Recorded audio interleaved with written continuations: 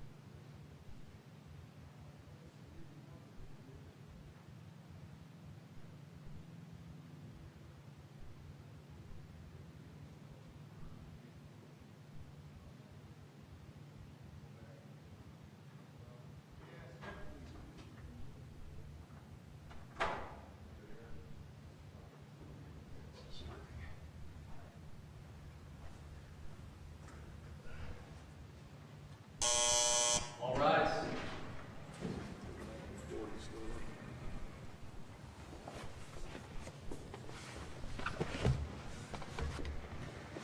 Court of Appeal in the 4th, 5th District of the State of Florida is now in session. The Honorable Brian D. Lambert, Chief Judge presiding. All persons having business before the court draw near, give attention, and you will be heard. May God save the United States of America, the State of Florida, and this honorable court. Please be seated. We're going to take that paper away from you one of these days and see how you do without it.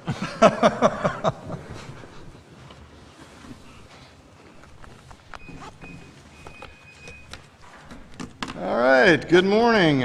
Welcome to another session of in-person oral argument here at the 5th District Court of Appeal. Is our recent our new marshal here, Aaron Soltz, indicated or announced. I am Brian Lambert. I'm Chief Judge presiding over the cases we have this morning.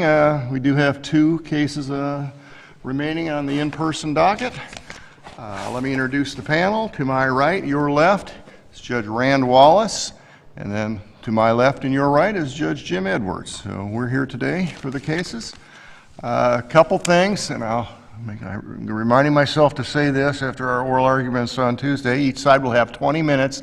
There's a clock that's on the podium right there, so you can see the clock running down. You each have 20 minutes. I say that because the appellant in the first case, Tuesday, we told him that, and I said, well, you're into rebuttal time, and he looked at his watch like, oh, okay. There's a clock right there that makes it easy for you, and apparently that was a surprise to him, even though I would think it's pretty clear. That being said, there's a clock. When you get into the end of your time, you will see a red light flashing. As a matter of course, I will reserve 5 minutes for rebuttal for the appellant. You will see a yellow light that flashes when you go into your rebuttal time. You don't have to stop. You can continue on, but it's just giving you the heads up that you are into your rebuttal time. So obviously, the more time you use in your initial argument as an appellant, the less time you'll have to rebut anything that your opposing counsel may say. So use your time as you deem appropriate. Another thing is we are being recorded, so keep that in mind as you make your arguments. And if you have any type of electronic device, phone, cell phone, or what have you, please place that either in the mute position or turn it off completely so it doesn't interfere with either your argument or your opposing counsel's argument or anything that we may be doing up here on the bench. All right, first case, again, for the record, it's Thursday, December 8, 2022. First case is 21-3178, Amanda Moses Basney versus Progressive American Insurance Company. So, counsel, if you are ready to proceed. Yes, Your Honor. Thank you. Good morning, Your Honors, and may it please the Court. My name is Jeff Mansell. I'm arguing on behalf of the appellant, Amanda Moses Basney, this morning. We are asking this Court to reverse the final judgment. 5 minutes is right, or you want a different amount of rebuttal? Yes, of course, Your Honor. I forgot that part. Yes, if you want a different amount of time, let me know. We'll change the clock, but 5 minutes is fine. 5 minutes is fine with me, Your Honor. Thank you. Okay. Go ahead. Thank you. We ask this Court reverse the final judgment of the trial court and remand this case for a new trial on damages. The trial court abused its discretion in denying the plaintiff's motion for a new trial because the jury's verdict was inadequate and contrary to the manifest weight of the evidence in 6 respects that we've identified in the briefs, most of them having to do with the medical expenses. I'll just list those so I don't lose track of what I'm talking about this morning. First, and what we believe is most obvious, is the 2019 MRI for which the jury awarded 0 damages. Mr. Mansell? Yes, Your Honor. Was the jury given instructions as far as apportioning damages? Were they legally instructed that they could apportion damages? Yes, Your Honor, and that's noted in the briefs. The jury was instructed that if it could apportion damages, then it, of course, should do so. Were there any follow-up verdict forms or instructions that gave the jury the strict instruction as to attaching or assigning percentages as to how they apportion damages? No, there was no instruction on that point, and there was no, as I recall the verdict form, there was nothing on the verdict form that called for them to put percentages. Was there any legal prohibition against the attorneys coming up with that particular type of instruction or specific type of verdict form to apportion damages? That's something that I haven't thought of, Your Honor. I don't recall ever seeing a verdict form that calls for percentages on anything other than allocation of fault. I don't know of any prohibition on it, to answer your question most directly. Was there any problem with the instruction that gave the jury the go-ahead to apportion damages?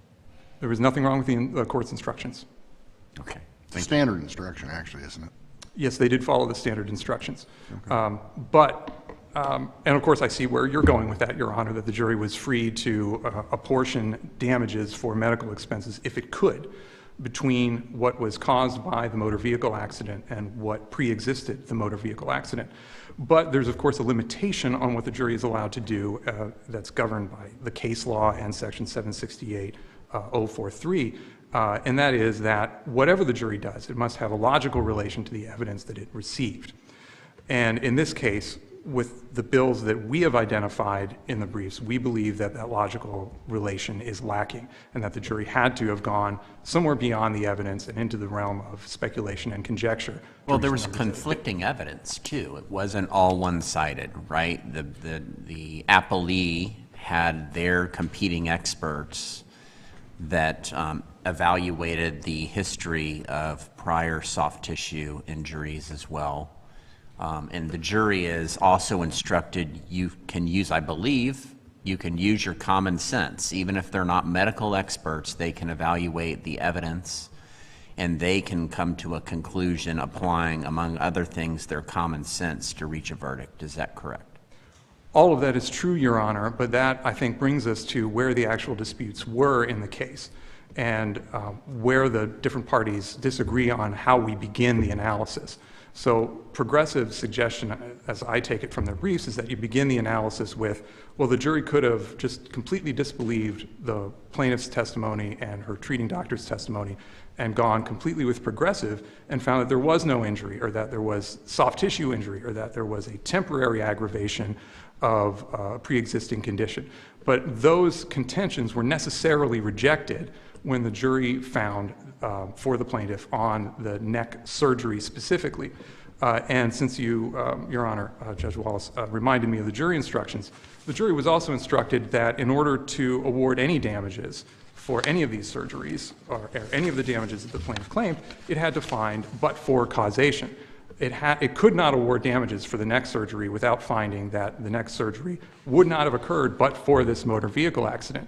So the argument from Progressive is, well, you know, there was plenty of expert testimony from Progressive that this accident only produced a temporary exacerbation, muscle strain, fiber tears, things that would resolve within weeks or months. And the jury had to necessarily reject that evidence and reject that contention because if it had accepted it, muscle strains and fiber tears don't lead to a cervical fusion and discectomy 3 years down the line. There was absolutely no evidence in the record that a temporary exacerbation like that could have caused that surgery, could have led to that surgery. Wasn't there evidence that your client admitted to having a permanent injury that predated the 2016 motor vehicle accident? There was a request for admission, and that was, I believe the box was checked, admitted on that. But what was lacking was any evidence that tied whatever that pre-existing condition was to the surgery that she had. And this is, again, I think you're hemming me into where the core of the dispute is in this case. To determine whether the jury has based its verdict on a rational view of the evidence, you have to look at what was really contested at trial. And there was no evidence from the defendant or even argument from the defendant that that the surgery could be apportioned somehow between what was caused in the accident and what was pre-existing. The evidence from the defendant was there is simply no injury here. So if we agree with that argument, that would increase the verdict by what? By how much money?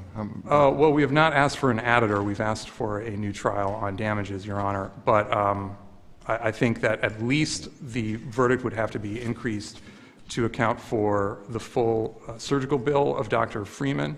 So Dr. Freeman's bill was $17,742. Defendant's experts said no, there should have been $14,000 something. The jury awarded $8,000. So your scenario here, the verdict should be increased, or should have been at least $9,742 more.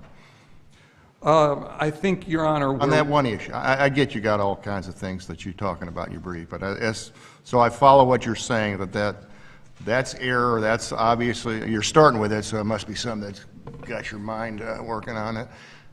So you think that it should be at least another $7,000 or $9,742.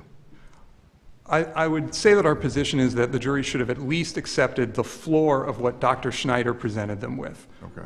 Because I think, you know, again, this gets to, like, where do we start with this? We have to start with the jury accepted that, but for the accident, she would not have had any neck surgery at all. that has to be viewed in the light most favorable to the plaintiff as the verdict winner. I think we have to be reasonable about this and acknowledge that the jury was asking to see Dr. Schneider's numbers and was denied the opportunity to see them, so they were at least going to credit somewhat the numbers that he was giving them, but they departed significantly downward from them. Was there testimony from one of the defense experts that this surgery was unrelated to the accident? Yes, there was. Okay. So the jury could have accepted that, but of course they did not. And Dr. Schneider, I mean, I believe the context of his opinion was that amount that he provided was reasonable, would be a reasonable amount for that type of surgery, correct? Correct, Your Honor. Okay.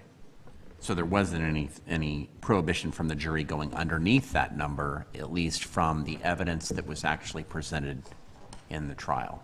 There was nothing about, you can't go underneath Dr. Schneider's number, period, end of discussion.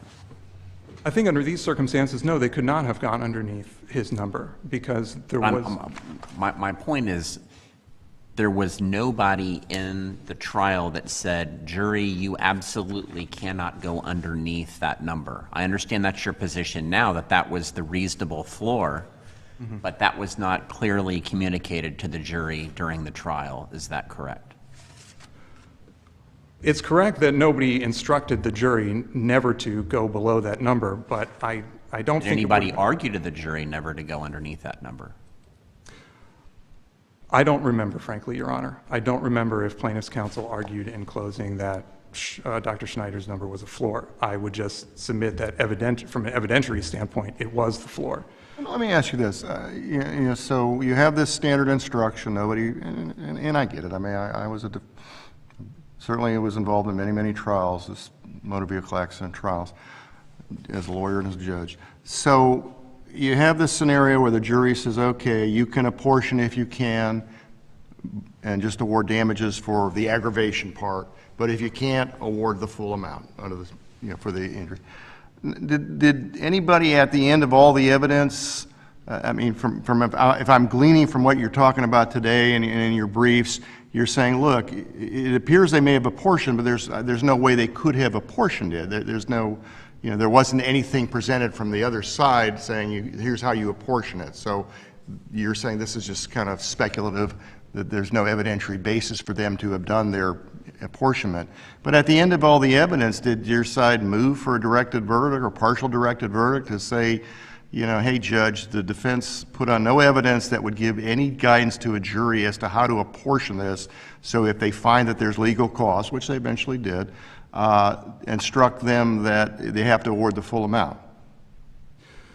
Because by not doing that, you basically, we're now, after the fact, criticizing the jury for doing something that they may have legitimately thought they were given permission to do by the instruction, and there was nothing from the judge saying, well, okay, you can't do this. Now that the evidence is all done, I've ruled this, so go forward, and if you find legal cause, you have to give all the reasonable damage. You follow what I'm saying? I follow what you're saying, Your Honor, absolutely, but I think that would have really been impossible in this case to do that because for a lot of the items of damages, and it was a well-itemized verdict form, there certainly were ways to permissibly apportion it between injuries, between exacerbation or aggravation and new injuries. It's just that, on the bills that we're contesting now, for some of them there simply was no way to apportion that. And I think the clearest example is the 2019 MRI. There is no way to say that we find for the plaintiff that, but for this accident, this surgery wouldn't have happened. But the MRI that gave the surgeon the information he needed to do the surgery was not recoverable, or that the reasonable amount was $0.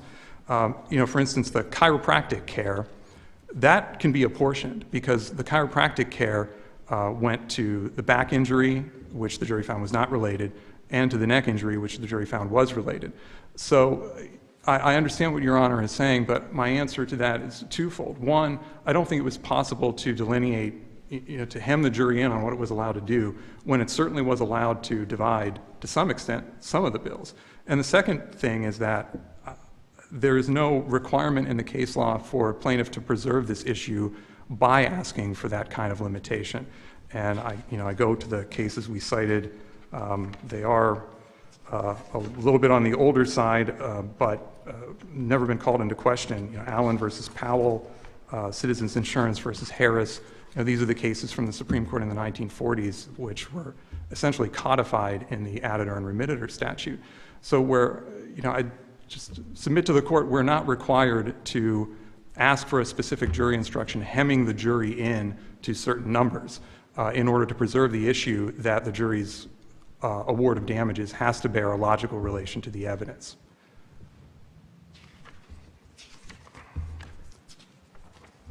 I've been kind of bouncing around in answering the court's questions, and I'd like to reserve some time for rebuttal, but I'll briefly talk about permanency and future care because that's a separate issue from the medical bills.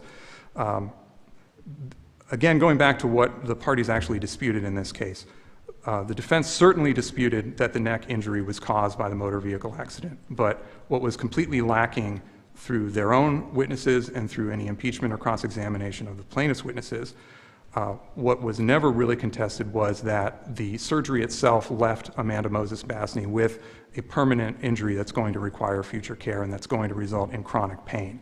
And we believe that that puts us under the holding of Parrish versus Orlando, where evidence of non-economic damages are undisputed or are unimpeached or otherwise not subject to question.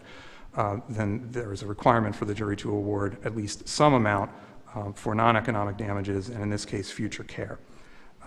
Again, wasn't there a contest over whether she would indeed require future care?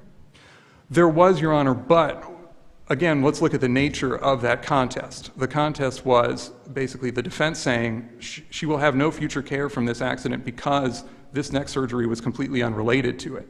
There was no separate argument, there was no separate evidence, and through the use of common sense, I don't think the jury could get to the point of saying, well, the neck injury in the accident led to a surgery that led to hardware in her neck, but somehow that injury is not permanent. That injury will leave her with no pain. I don't think there's anything in the record to allow the jury to get to spot A and also the spot B in that scenario. I guess the other option would be to go, the jury got it wrong in giving her any money. I mean, that's the flip side of your argument. The jury could have easily said she has no injury, no money, so gets nothing. And right. That's really where, if justice is to be done, it should be a zero verdict all around, a defense verdict in essence. But, when the jury's told they can apportion damages and given really little to no guidance on how to do that, how can you fault them for what they did, I guess? Well, my answer is to look at Allen versus Powell. This is exactly what the jury did there and what the Supreme Court said required a new trial. There's a hotly contested issue and the jury has to reach a conclusion on that. They have to pick a side. In that case, it was, did the defendant kill this guy or didn't they? That was hotly contested, and the jury came down on one side and said, yes, they did. But then, similarly in that case, it's not that, that you fault the trial court for not instructing them correctly, but you look at the verdict and say, did $5,000 compensate this man's family for his death? And the Supreme Court said, no, either the plaintiff had to get nothing, zero, or he had to give more than what the jury gave him. And, I understand where Your Honor's coming from. I understand where Progressive is coming from. Hey, we had a case that Amanda Moses Basney gets zero. Yeah, they had that case, but the jury had to pick a side, and it did. I see I'm going into my rebuttal time. I hope I've answered your question at least temporarily, and I'll return to it if you like. All right, thank you, counsel.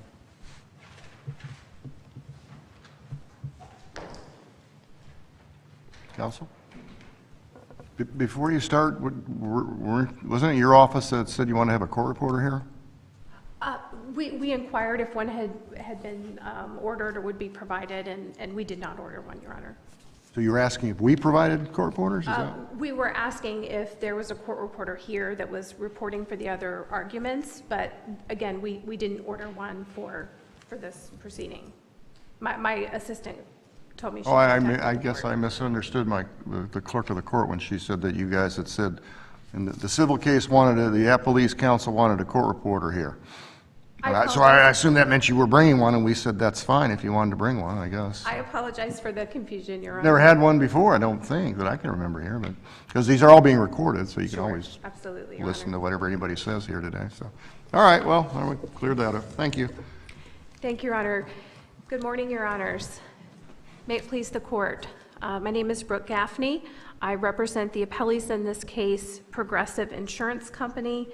We are asking for you to uphold the judgment entered below, and I will explain those reasons for a moment. But first, it's important to talk about the standard here applicable not only to the trial court, but of course to the appellate court as well.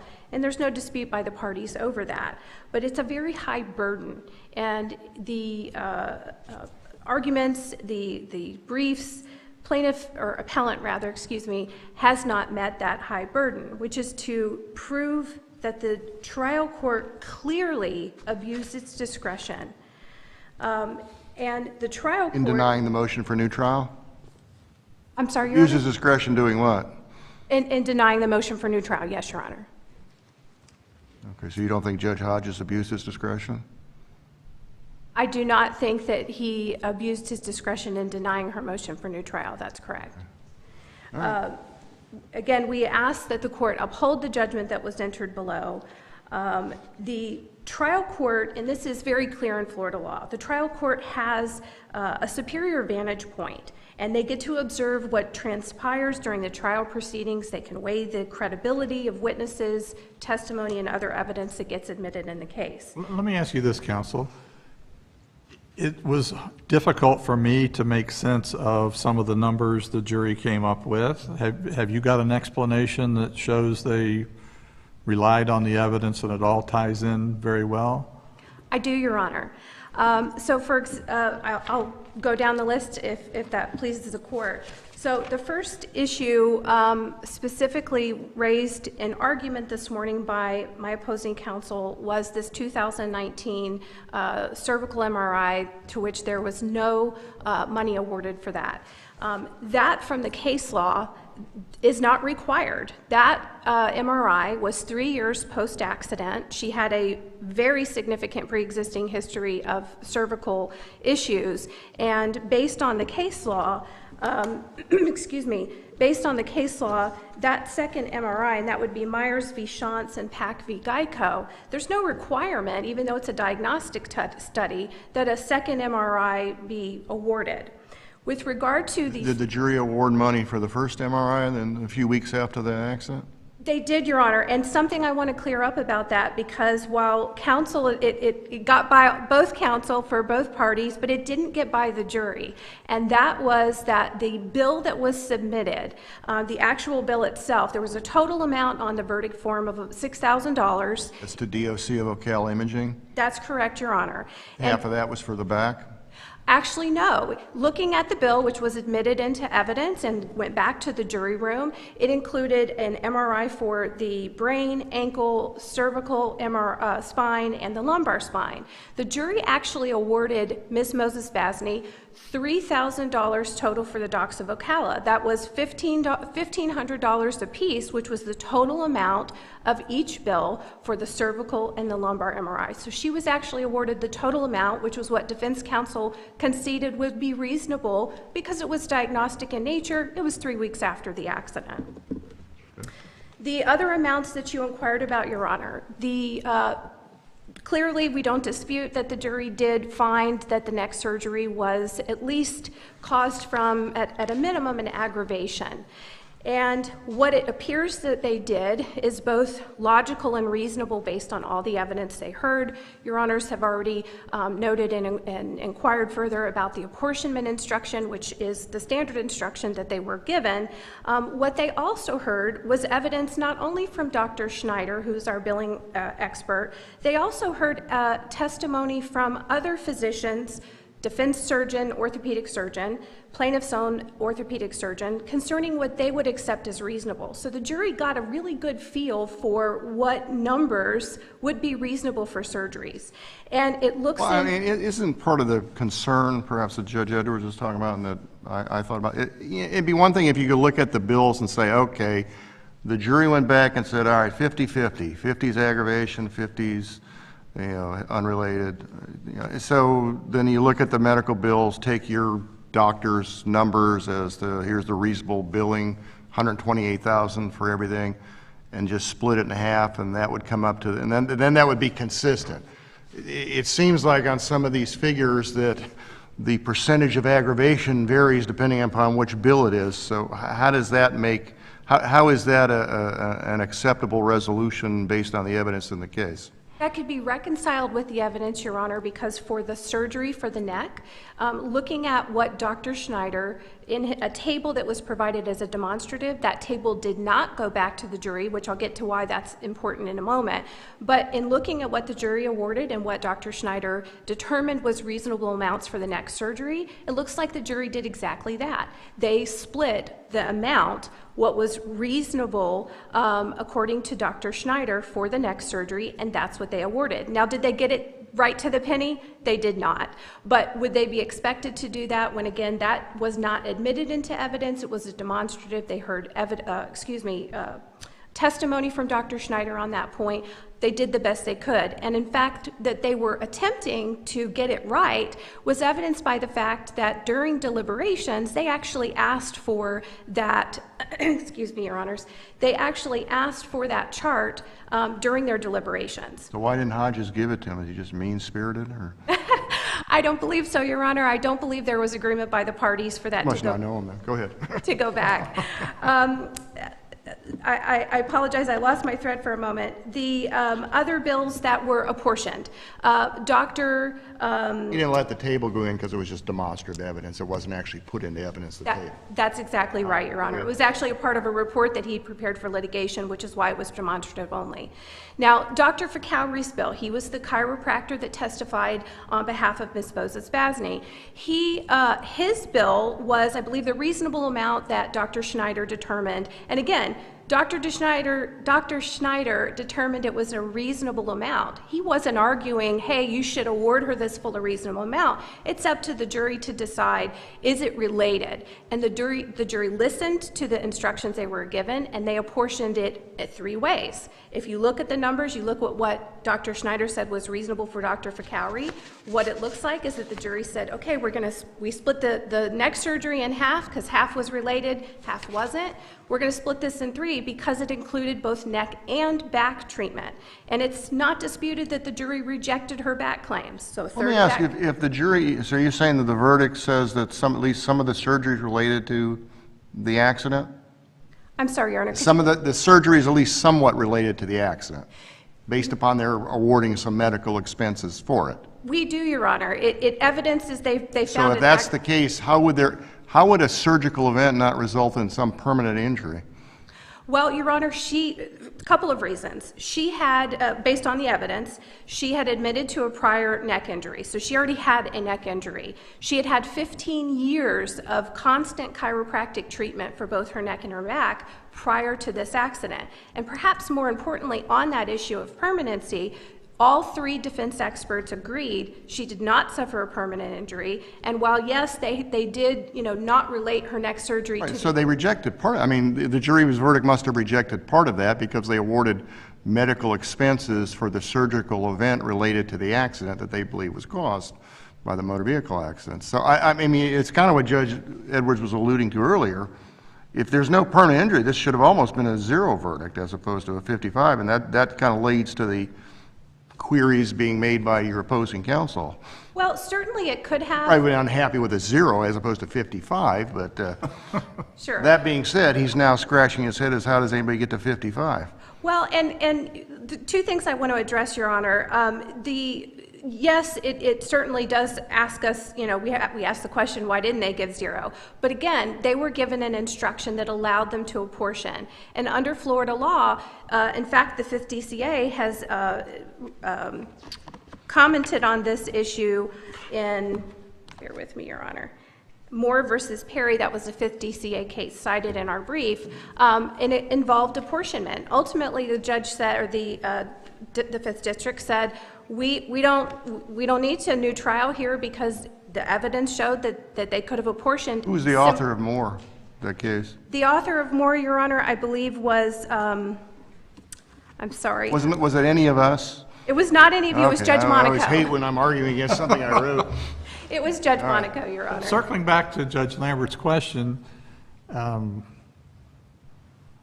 like, name me one other case where somebody's had surgery and it's not count, I'm not talking about, you know, like a little plastic or something like that, but cervical surgery with hardware, with titanium spacers and all the rest of that, if it's 1% attributed to the aggravation caused by the accident, how is that not a permanent injury?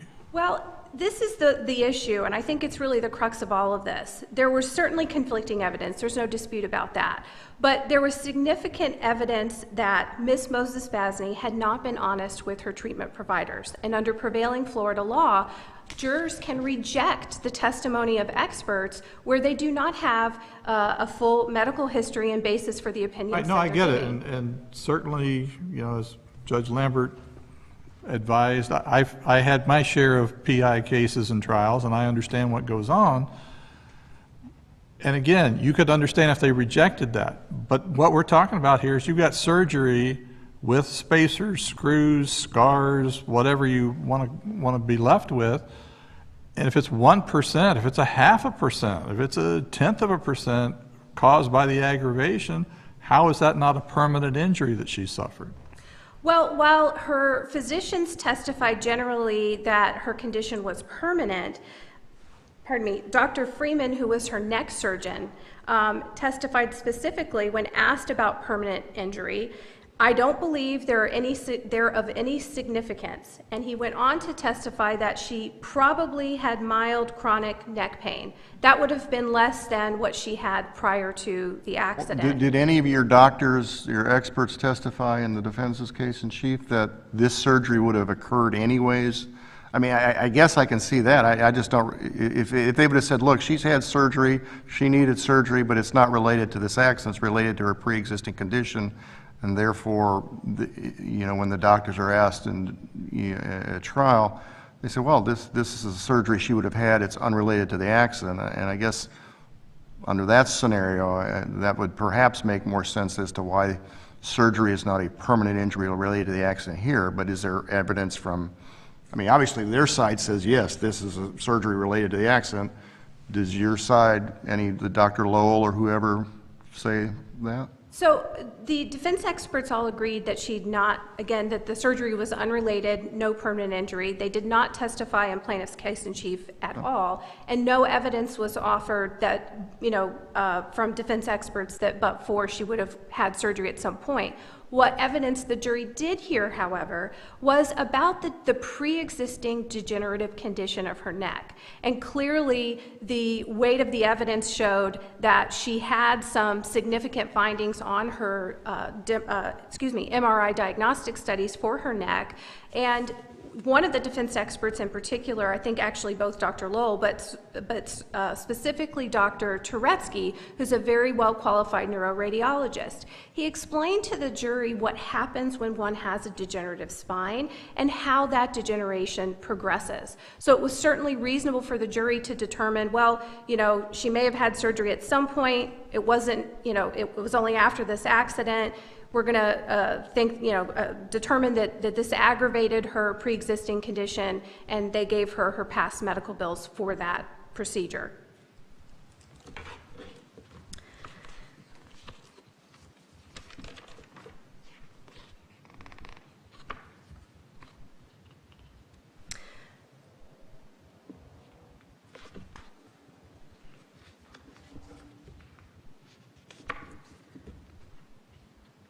I don't believe that I fully answered your question, Judge Edwards, about the apportionment. If I did, I apologize. I just don't believe I did. Dr. Fakowry, his medical bills were approximately $30,000. The reasonable value was approximately $30,000 by Dr. Schneider's opinion. And what it looks like the jury did there was apportion that three ways. They apportioned a third to her pre-existing neck and said, nope, that's not part of this.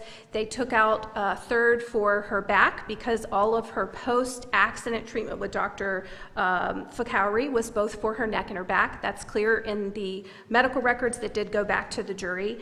And then they awarded her a third of that chiropractic treatment, again, related to the accident. It would have been consistent with what was testified to by defense experts, that this accident would have, caused a temporary exacerbation or aggravation of her pre-existing condition.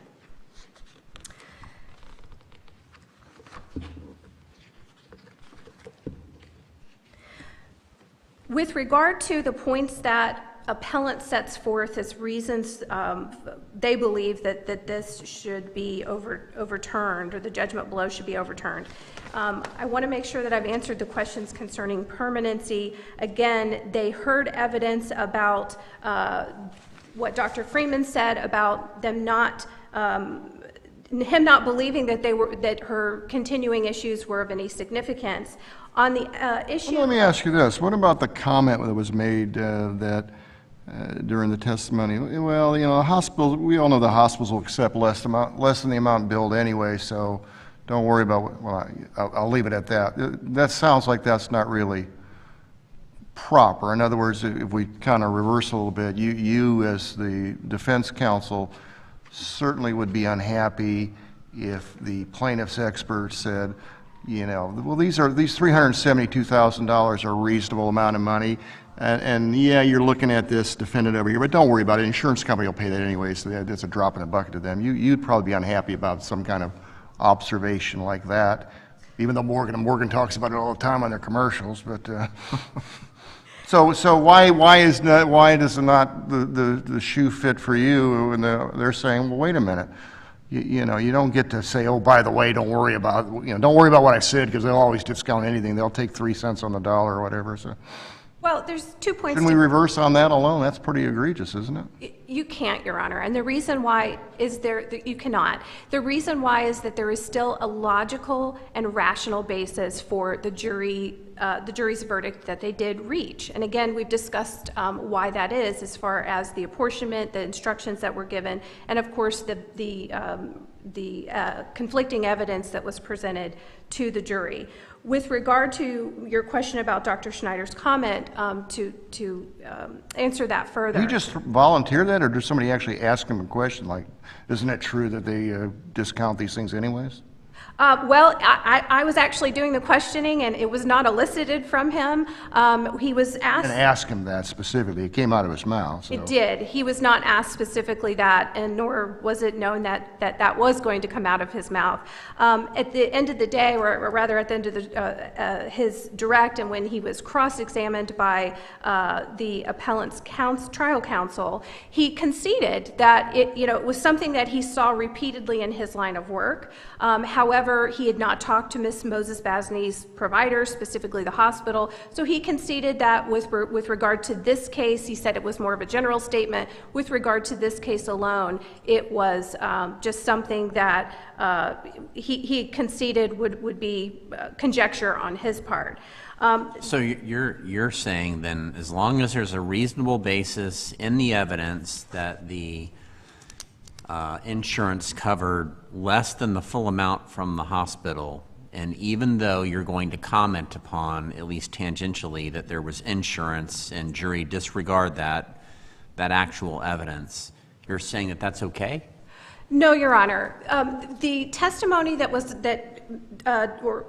Dr. Schneider gave was not about insurance. What his testimony was, or his statement was that hospitals often take less. There was no mention of insurance. So, I mean, obviously, that begs the question. Jurors, there's a negotiation going on behind the scenes where the insurance company is not going to ever pay the full amount of the actual sticker on whatever the cost of the medical procedure is. You would agree. That's common knowledge. You use that against the plaintiff, and the plaintiff used that against you. The problem is when you present it to the jury, and that may be the sole reason why there is an award one way or the other. That's what we're talking about, correct? Not necessarily, Your Honor, and it's important to point out that there was a motion in limine on this issue, and Judge Hodges, the trial judge, heard argument from counsel just prior to starting trial. And what he said and what he allowed was that evidence that a provider accepted less or was willing to accept less than was billed was allowed because it went to the reasonableness of the price that she was asking the jury to award her. And in fact, her own surgeon was permitted to testify that although his company that he worked for billed, I believe it was around $50,000, he was actually paid around $4,000 for the back surgery that he performed on Ms. Bozes-Basney. Does it make it better or worse that Schneider admitted he was speculating? I think it was just an honest statement that it was in the context of her medical providers. In her case, he was speculating, so I think it was just an honest statement on his part. It was an honest statement, but I'm saying, does it make it better or worse that he made the first statement that these folks typically take a discount, and then he says, but for this case, I have no clue. I mean, does that somehow make it better or worse? For you. For you or for them? I mean, it's just the comment in general. I think that it's inconsequential with regard to Dr. Schneider because he had already explained his methodology for coming up with a reasonable amount, and it had nothing to do with what the hospital would agree to. I don't know accept why or it's not. inconsequential. I mean, if Dr. Schneider says, okay, $128,000 is the reasonable value for all these, and then he makes the honest statement, as you're saying, and oh, by the way, they'll discount these things, and the hospitals will take less anyways, and the jury comes back and gives about half of what his number is, that seems very consequential. The jury might say, well, that doctor guy, he was the most impressive guy we heard in the whole trial, and he says 128's the floor, for lack of a better term, but they'll even go below that. Hey, and don't worry about it. And there's an objection, the judge overrules it, so they're saying, well, the judge must think that's okay to do that, so they go back and between that and their metaphysical apportionment analysis there, that's out of summary judgment evidence in case law recently. But in any event, it sounds like that might be a significant thing, just like if we did the reverse and said, well, there's insurance, and so, that's kind of what Judge Wallace is alluding to. You can't just say, well, there's insurance, there's evidence that would support 372, and you throw out that, well, insurance will pay whatever it is anyways, and they give the 372, you'd be unhappy here, saying, my goodness, that was so prejudicial, you should reverse it. And just because there's evidence that says 372, they knew a big insurance company could, worth $100 billion could pay 372 in a drop of a bucket, so that's okie dokie. That's non-reversible. I see I'm out of time, Your Honor. I know. I just want to make sure that you I let me use my respond. vast powers as chief judge to allow you to answer that question. Thank you, Your Honor. I didn't want to respond without Go making ahead. that clear. I was I out don't of blame time. you. Blame me. I'm interested. So for purposes of what I believe that your question is with regard to that it was of a concern, there's a couple things that I want to point out. And one of them is, again, the motion in limine and what the judge had allowed. And that was consistent with exactly the statement that Dr. Schneider made. Maybe Again, that's wrong. The second thing I want to point out is something that the Judge Hodges, the trial judge, mentioned when we were arguing the plaintiff's motion for new trial, or the appellant's motion for new trial, and that was pretty much common knowledge, that anyone that's gone to a doctor or hospital that's had a big hospital bill, they know that the hospital's going to accept less than what ultimately... A tough rat hole you're going down, because I think it's common knowledge there's insurance in the whole world, too, so... All right, that's right. I've let you go long past your time. So thank you, counsel. Thank you, Your So you Honor. want us to affirm, I assume? We do, and for those reasons, Your Honor, thank you. All right.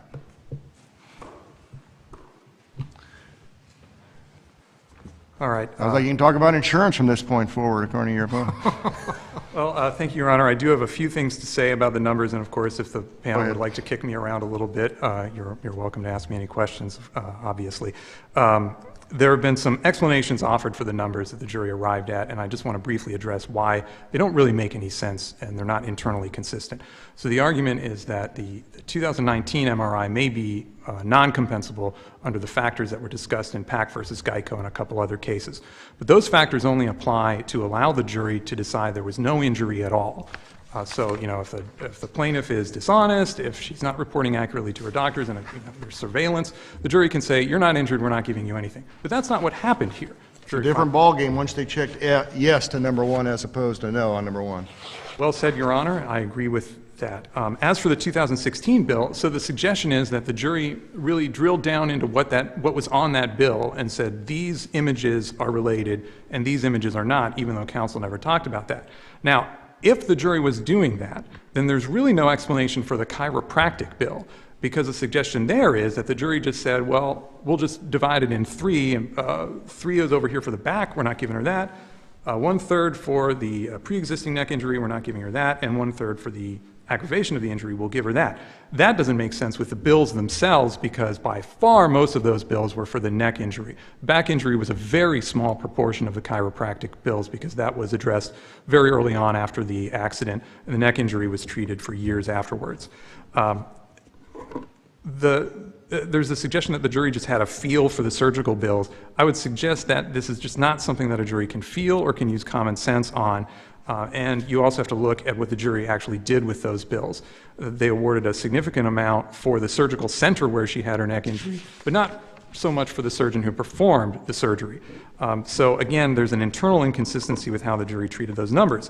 And of course, the analysis has to be, is there a rational relationship between the evidence and the numbers? And we believe there is not. And so the question becomes, well, if they didn't get it from the evidence, where did the jurors get it? And I think this goes into the questions that you had from my opposing counsel.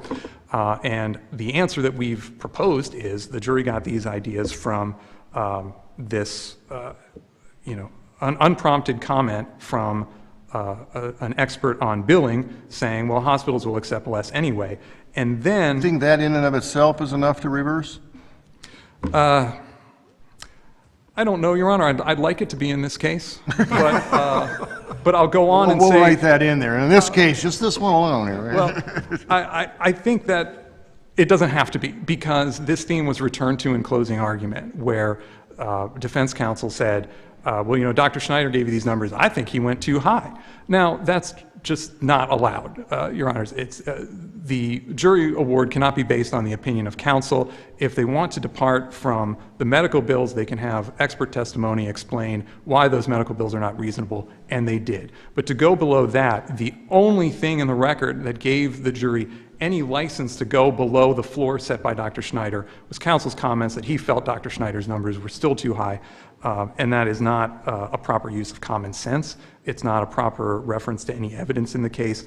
It was just an attempt to give the jury license to go its own way without basis in the record. So the bottom line is, wherever the jury got their numbers, we don't believe it was from the evidence. We don't believe it was from a logical view or a rational view of the evidence and the argument in this case. And for that reason that we ask this court to reverse and remand. Okay. Thank you, counsel. Thank you, Your Honors. All right. All right, thank you. All right, we will go on to our second case. Let me ask you on the first case. Did Mike Hatfield actually argue that? Mike Hatfield? No, he retired. I don't know. He's probably old guy. Yeah, white hair, big handlebar mustache. From Umatilla. Oh, Tavares. Tavares. I thought it was from Umatilla. He used to pride himself Oh, on he could have been on Dallas or something like that, with a big mustache like that.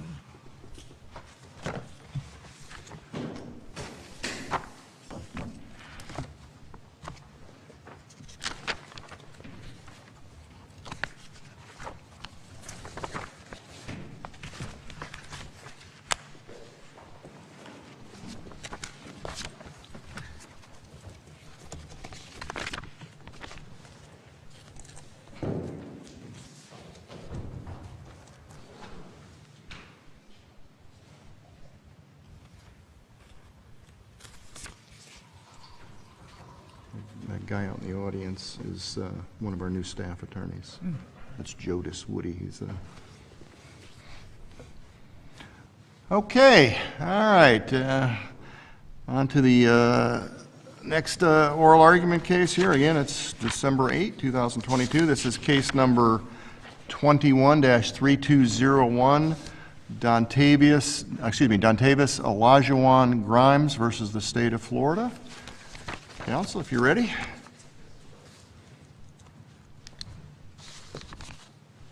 So you want 5 minutes for rebuttal, or you want a different amount? Yes, please. 5 minutes would be sufficient. Thank you. That's fine. May it please the court, good morning, Your Honors. Good morning. Brian Savy on behalf of the appellant in this case, Dontavius Grimes.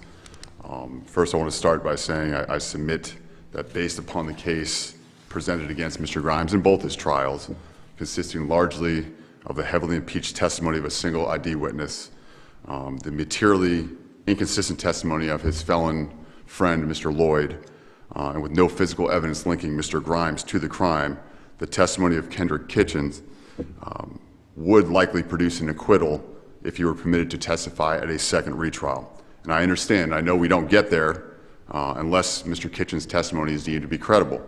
And I know that the trial court found to the contrary. But the state's argument that Mr. Kitchens was not credible, which again was largely adopted by the trial court in its order, almost verbatim, was not based upon competent substantial evidence. That's what I'm going to be getting into initially first as it relates to Mr. Kitchens' testimony. Well, I mean, so if the post-conviction, well, let me ask, was the post-conviction judge the same as the one who tried the case? It was not. All right, so the post-conviction judge here is sitting there, and if he gets in his mind, I think this guy, Mr. Kitchens, just an absolute bald-faced liar, doesn't know anything about anything, but he's much more polite in his written order.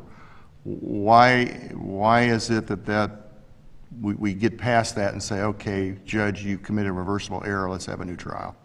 I understand what the court's point is. If observing, I guess, the demeanor of the witness as the witness is testifying is definitely something that the court can factor in.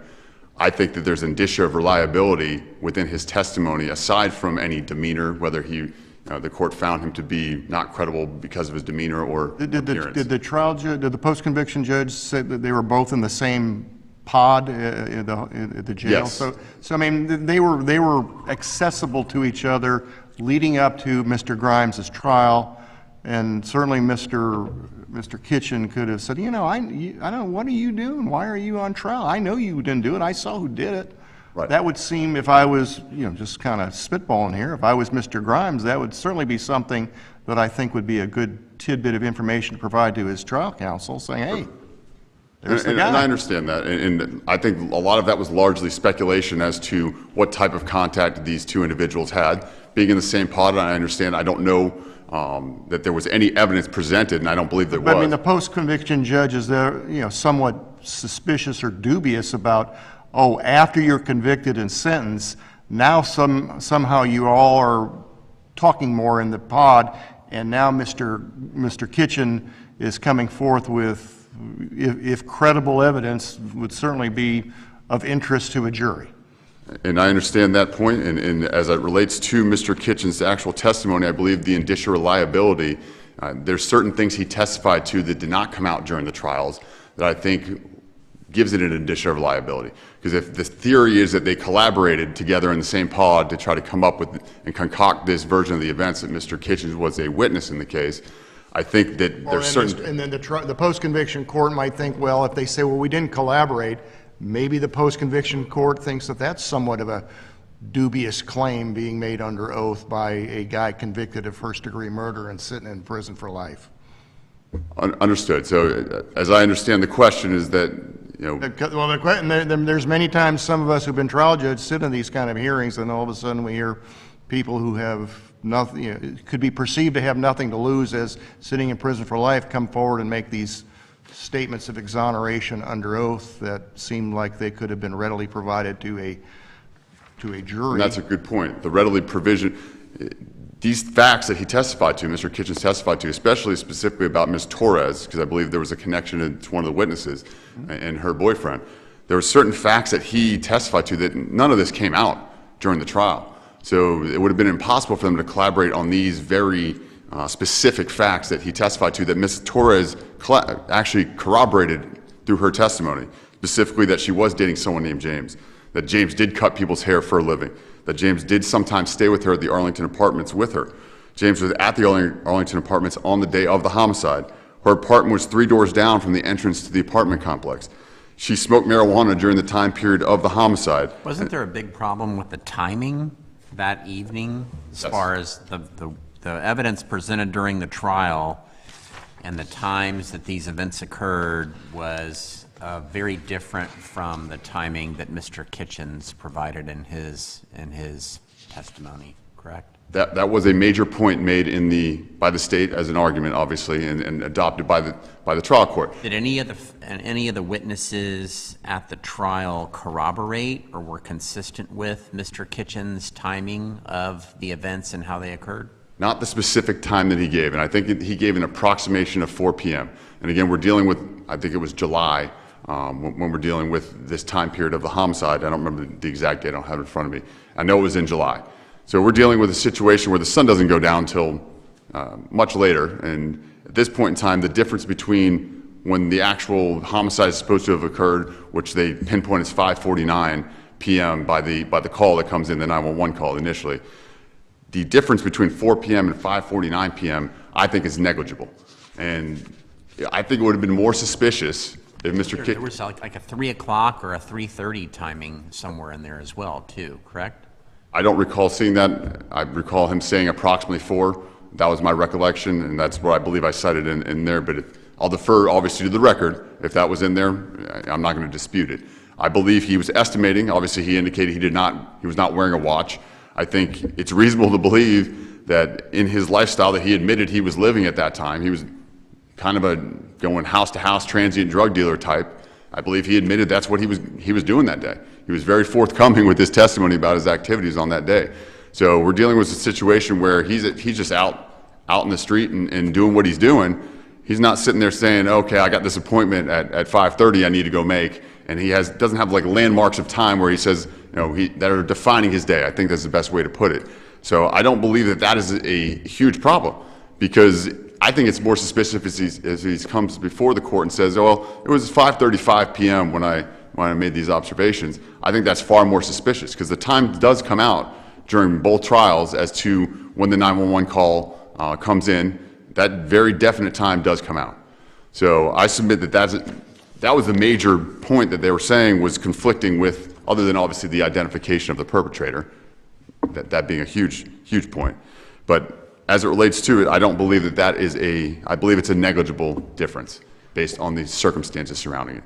I mean, it looks like the post-conviction judge in his order that's now before us goes through several pages analysis as to why, in his view, your newly discovered witness, Mr. Kitchen, is perhaps less than credible. We leave it at Sure. that. How do we reverse, if we have to accept that these facts are supportable by the record that was heard and the credibility determinations made by the judge? I guess I'm struggling with how we reverse based upon that. In other words, the post-conviction judge didn't just say, well, I listened to this guy, I don't find him credible, have a nice day, motion denied. Well, I believe that every single point they make can be discredited. You at the think trial so? court. So that post-conviction judge got every single point wrong. I submit that there is a competent answer, a counter answer that is supported by the competent evidence, substantial evidence in the case, as it relates to every single point they brought up to Mr. Kitchens, who I submit is far more credible than the witnesses that were put forth by the state. And obviously, I'm naturally going to say that. You got to say that, don't you? Right. But I can go down the points, that they're referenced in my brief, but I'll go down the Well, I'm points. just saying that, obviously, that's something that has piqued my curiosity as to how the post-conviction judge has gone in pretty good detail about why it is that he does not believe Mr. Kitchen's testimony would matter at a retrial, and therefore he's inherently incredible, or how did he call it? Inherently what? Wholly unbelievable, I guess is what he said. Right. And we have to get past that and say, okay, I Right. know you've determined credibility of Mr. Kitchen. The sole basis for this motion is wholly unbelievable, but we're not going with that post-conviction judge. Time to give a new trial.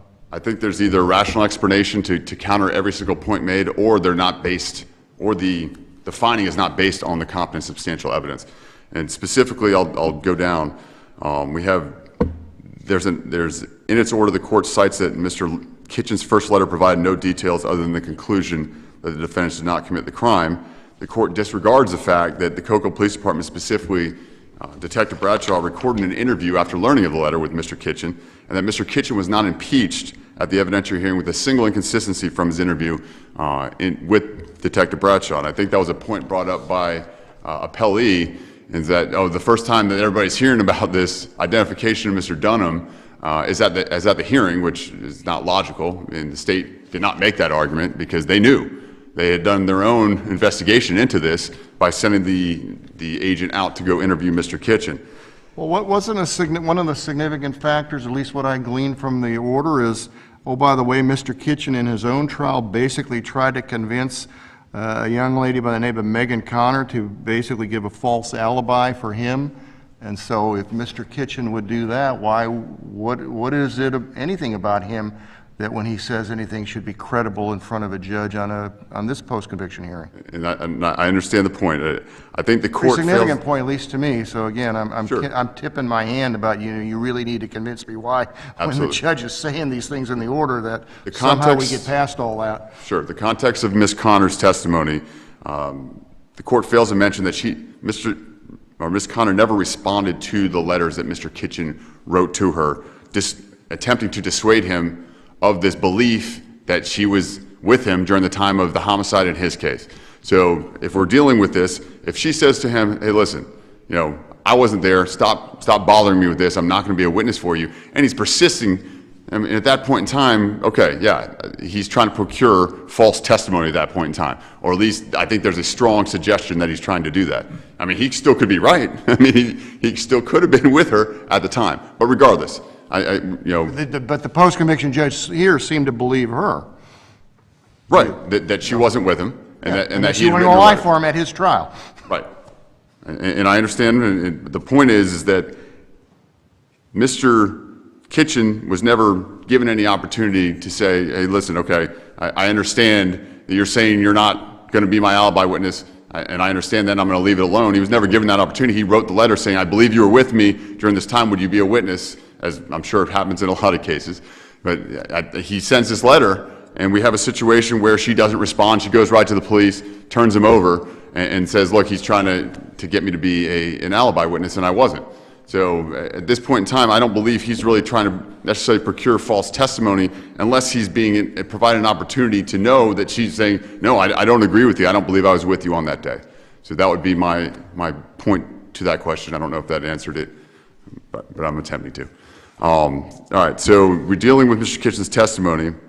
As I stated before, the court largely adopted verbatim the state's argument as its factual findings, and you can see that that's the case if you look. When you say largely adopt, I mean, the state didn't prepare a proposed order that the judge signed. No, I mean, the judge listened to whatever and made. It was a document. We did further argument where it's like almost like a memorandum of law, and it's almost verbatim. I think it's on the record on appeal, and I think I cited Volume 1, State's Closing Argument, 208 to 225 in the record on appeal. And the reason that I'm able to point this out, it says, in its order, the court cites that Kitchen's delay in reporting what he allegedly saw also defies logic and is unexplainable, given that during the same time period, the defendant had his own pending murder trial. There's obviously a mistake, a Scrivener's error, because he wasn't the defendant in this particular case. But the state put that in their particular response, or state's closing argument, so that sentence came verbatim from the state's closing argument. There's no real dispute that Mr. Kitchen and Mr. Grimes know each other, right? I don't think there's any dispute that they were housed.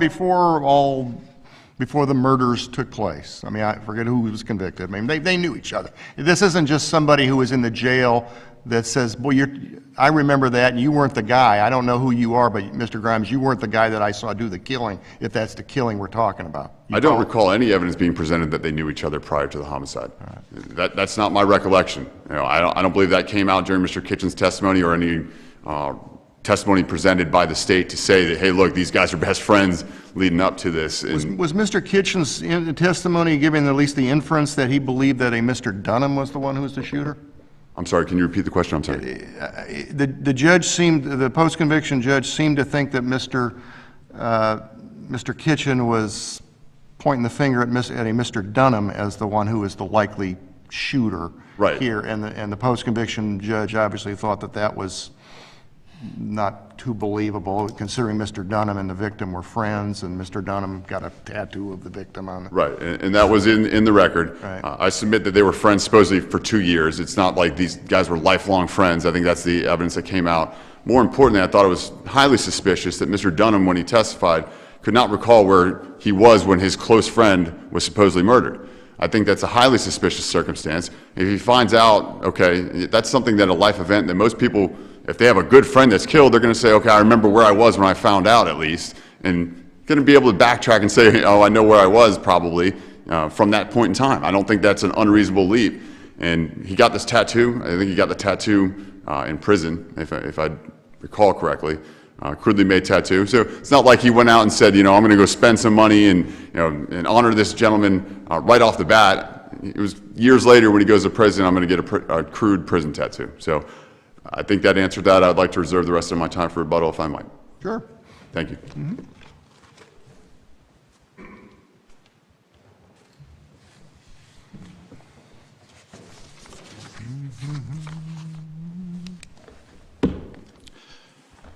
Good morning, Your Honors. Good morning. May it please the Court, my name is Dan Caldwell. I'm with the Attorney General's Office here on behalf of the State of Florida.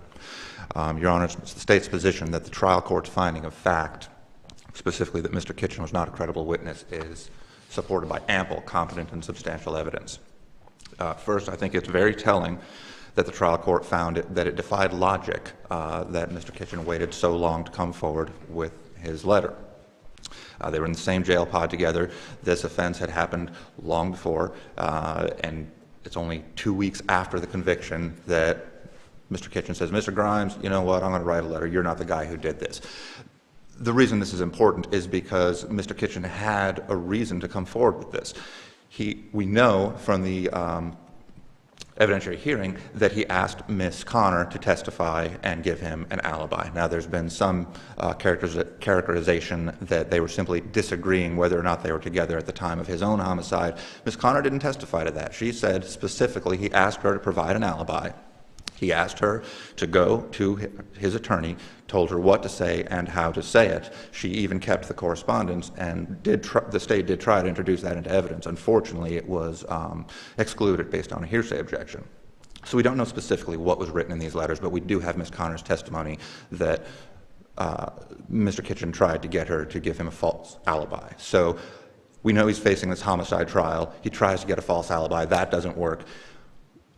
It absolutely defies logic that he would not come forward to the police and say, you know, the murder that happened over at 131 Aurora, I saw it, I know who the killer is. Substantial assistance is how police work operates. The police find somebody who might be less culpable or is less of a bad guy than somebody else, and they say, okay, you testify for us, and maybe the state will cut you a break. That's how CIs are made. In drug cases. So he had every reason, Mr. Kitchen had every reason to come forward with this information, but he never did. So that definitely cuts against his credibility. The trial court was also correct when it found that there was very little detail. It's a general letter that says, okay, I was there, the individuals who were convicted are not the ones who did the shooting.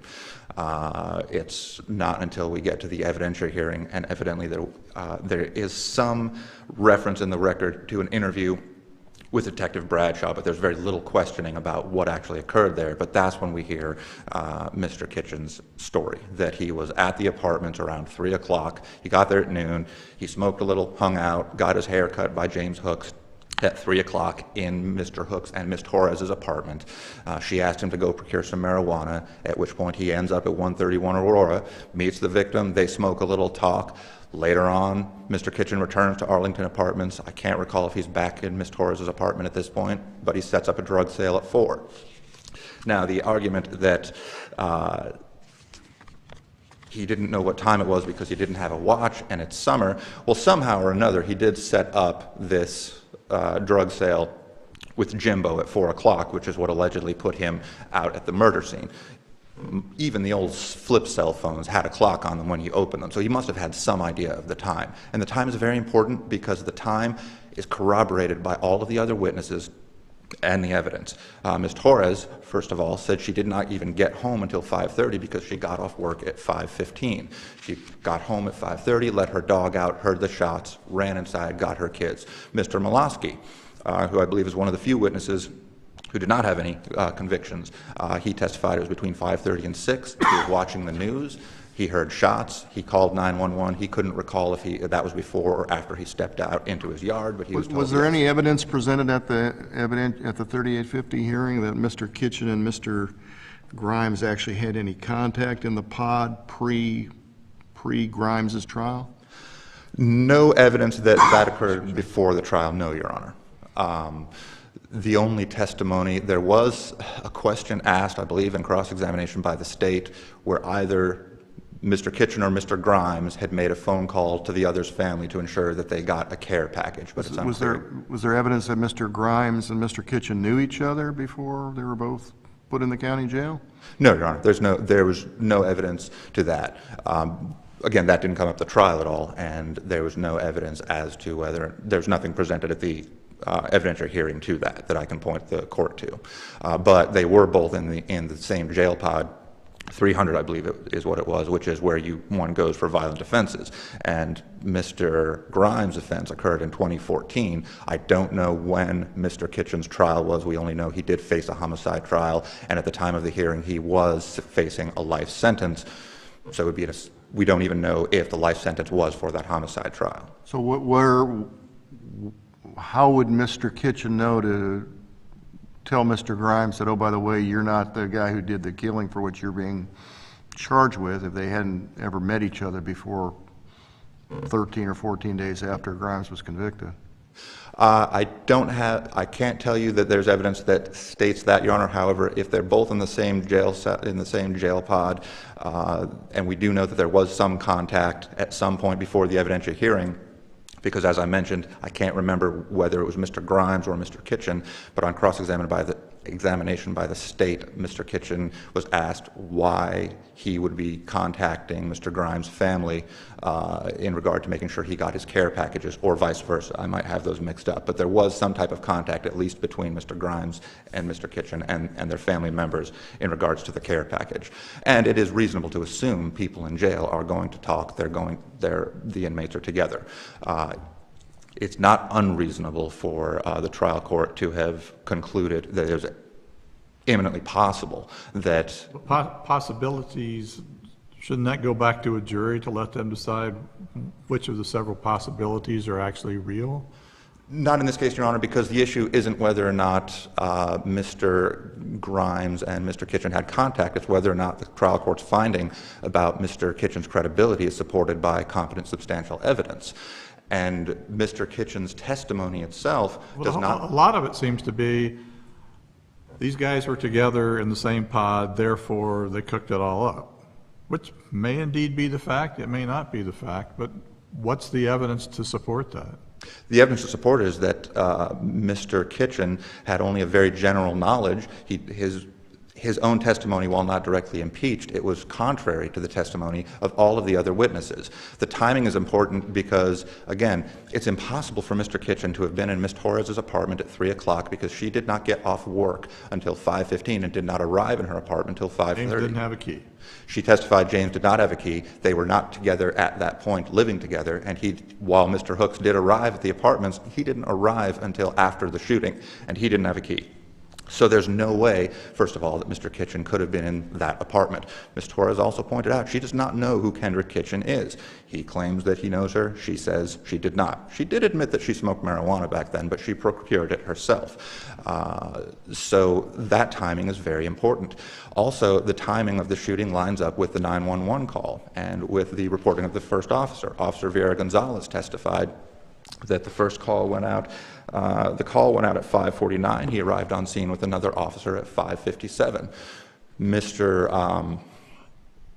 Walker, the only actual eyewitness to the actual shooting, testified that after the shooting, he got in his 99 Grand Marquis, drove away, first went into the Arlington apartments, backed in, stayed there for a moment, and then he and Mr. Lloyd went across the street. Video evidence from the Arlington apartments around 6 p.m. I'm sorry. Yes, around 6 p.m. showed that Grand Marquis, which Mr. Walker identified, and he was actually standing outside of it, and he identified himself. So the timing all lines up with Mr. Walker's testimony. It doesn't line up with Mr. Kitchen's testimony. What's also important is what Mr. Kitchen did not see. First of all, he did not see the actual shooting. He had his back to the crime. He was engaged in a crack sale, as I recall, with Jimbo, I believe the gentleman's name was, who was driving a black Nissan Pathfinder. And he was alerted to the sound of opening doors. He turned, saw two black males walking with black weapons. So if he didn't see him, if he didn't see the shooting, how does he know Mr. Grimes didn't do it? Well, I'm sorry, Your Honor, would you restate that? If he didn't, all right, so if Mr. Kitchen didn't see who did the shooting, then he didn't know if Mr. Dunham did, and he wouldn't have known whether Mr. Grimes perhaps actually did do it. I mean, it'd be one thing to say, I was there, it wasn't that guy, it was this other guy over there. It was that Ray guy out there who did the shooting. Correct, Your Honor. It was, he's not a direct witness. The only witness who saw the actual shooting is Mr. Walker. And Mr. Walker and Mr. Lloyd both testified to seeing a chrome pistol. Mr. Kitchen did not testify to seeing that. Mr. Kitchen was inconsistent in how he left the scene. First, on direct examination, he said he's heard that first shot and he walked away quickly. However, on cross-examination, he said he ran. I believe he said he was worried about getting hit himself because he said something to the effect of bullets don't have eyes. Also, he never testified to seeing Mr. Walker's vehicle, a 99 Grand Marquis, in the driveway of the victim's house.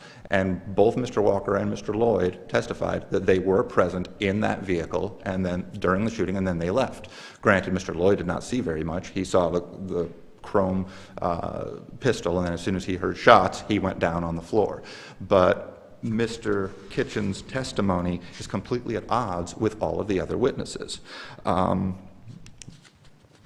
There's also physical evidence that further corroborates Mr. Walker's testimony, but that's actually beside the point when we're talking about the credibility. The point was, what was the trial court looking at to determine whether or not Mr. Kitchen was credible? Mr. Kitchen said it happened, that he was at the apartments getting his hair cut at 3. Ms. Torres said he couldn't have been because I wasn't there and I don't know him. Mr. Kitchen said he did a drug sale at 4 and that's when this shooting happened, but that doesn't line up because we know Mr. Walker, after leaving the scene, his vehicle was filmed at about 6 in the evening. We know the 911 call went out at about 5:57. We know Officer Vieira Gonzalez reported it around 5:55, got to the scene. We have the witnesses who heard the shots between 5:30 and 6. Mr. Kitchen testified to none of that. Mr. Kitchen did not testify to seeing the same chrome-plated pistol that 2 witnesses testified to. And again, to return to the fact that he did not come forward sooner, and when he had every reason to do so, I believe is definitely relevant. Therefore, Your Honors, based on the ample, competent, substantial evidence presented below in the evidentiary hearing and at trial, the state would ask this court to affirm the judgment below in all respects. Any questions? All right, thank you, counsel. Thank you.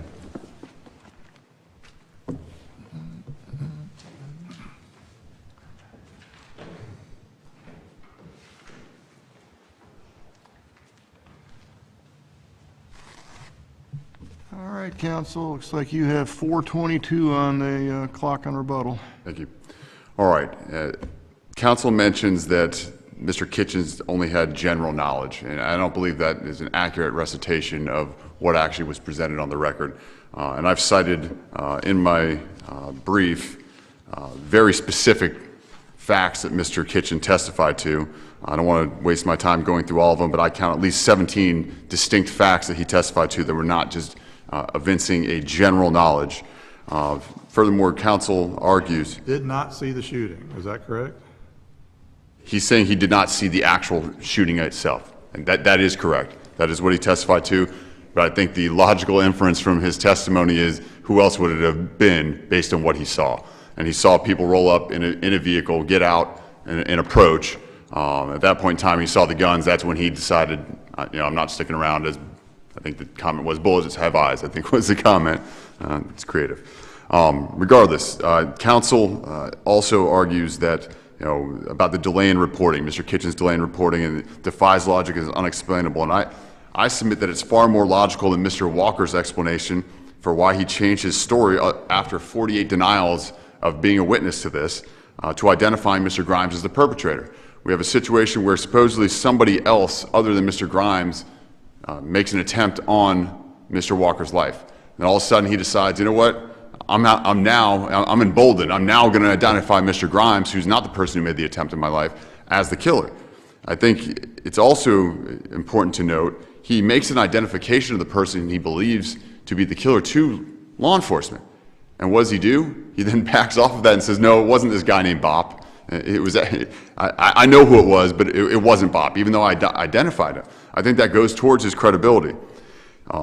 Counsel raised substantial assistance as far as the logic of Mr. Kitchens coming forward and when he provided this information. I don't think it's a logical argument, and the reasoning is, if Mr. Kitchens is to provide information to the police that they arrested the wrong guy, what type of assistance is he expecting to get out of that? That doesn't make any sense, because he's not going to. Certainly the police believe they have the right guy, and they're not all of a sudden, based on a guy charged with murder who's sitting in the county jail, based on his word, going to say, you know what, we're going to arrest this other guy you say Had it is. Mr. Kitchen been convicted of murder at the time he wrote his letter on behalf of Mr. I don't Grimes? believe so, and I can't recall if the record was absolutely clear on that, but I believe his trial was pending is what is the evidence that came out. So I think that They would answers. really think that wasn't very assisting if a guy who's being charged with murder, not convicted yet, is now saying, oh, by the way, you convicted the wrong guy. Right. Aren't you happy I'm helping you, police?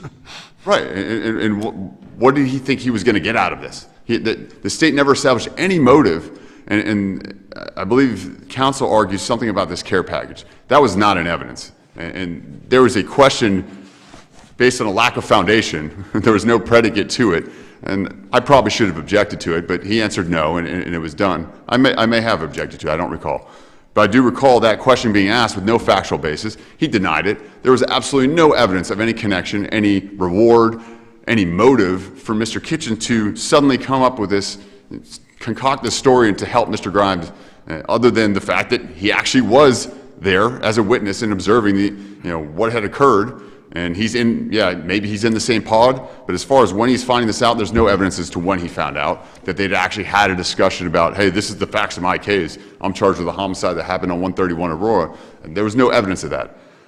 There's also counsel raises the time. And I understand Mr. Kitchens estimates a time, and it's different than what what I think is credible evidence, establishes at 5:49. There's no. He misses out on some of the other events too. I mean, getting the haircut in the apartment and doing a drug deal for Ms. Torres or whatever it is. I mean, there's a lot of things that don't quite add up. It's not just, it was 5 o'clock, he thought it was 4 o'clock. I mean, there's events that he says happened that everybody else says didn't happen. Well, the only other person that says it didn't happen was Ms. Torres, and I think We're not dealing with people who are necessarily going to get the Citizen of the Year award. They all have blemished records, shall we say. Right. She's a convicted felon, but regardless, she testified, and this was kind of glossed over, and I'll make this final point. She testified that she didn't actually testify in the trials. She testified at the evidentiary hearing that she didn't recall actually testifying at the trials. So she was wholly incredible, and that's basically the argument as it relates to that, and I hope that answers the question. All right. Thank you, Counselor. Thank you, Your Honors. All righty. We'll stand adjourned. Have a good day.